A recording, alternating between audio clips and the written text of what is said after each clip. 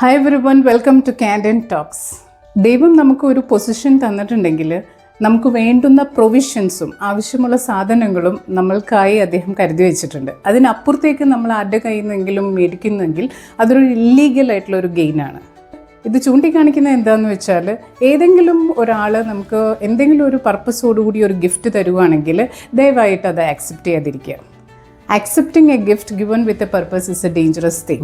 It is just like ഒരു poisonous ആയിട്ടുള്ള ഒരു സ്നേക്കിനെ നമ്മൾ ടച്ച് ചെയ്തിട്ട് അതിൻ്റെ ബൈറ്റ് കിട്ടുന്നതിന് തുല്യം തന്നെയാണ് ഒരു ഒബ്ലിഗേഷൻ നമ്മൾ വരുത്തി വയ്ക്കുകയാണ്. ഒരു പർപ്പസോടുകൂടി തന്നെ ഒരു ഗിഫ്റ്റ് ആക്സെപ്റ്റ് ചെയ്യുന്നത് വഴി. മനുസ്മൃതിയിലും ഇത് തന്നെ സൂചിപ്പിച്ചിട്ടുണ്ട്. By accepting a gift, the divine light in the person get extinguished. നമ്മളിലുള്ള ഒരു ദൈവികത്വം അങ്ങ് പോകുമെന്ന് പറയാം. എന്തെങ്കിലും ഒരു പർപ്പസോടുകൂടി ഒരു ഗിഫ്റ്റ് തരുന്ന ആൾ, അയാളുടെ മനസ്സിൽ എന്തെങ്കിലും ഒരു ഉദ്ദേശം ഉണ്ടാവും. അത് ചിലപ്പോൾ നേരായിട്ടുള്ള ഒരു മാർഗ്ഗം ആവണമെന്നില്ല. അപ്പം നമ്മൾ ഒരു ഇല്ലീഗൽ പാത്തിലൂടെ പോയിട്ട് അദ്ദേഹത്തിൻ്റെ കാര്യം സാധിക്കാൻ വേണ്ടിയിട്ട് നമുക്ക് നിന്നു കൊടുക്കേണ്ടി വരും. അല്ലെങ്കിൽ നമുക്ക് വേറെ ആരെങ്കിലും കമ്പൽ ചെയ്യേണ്ടി വരും.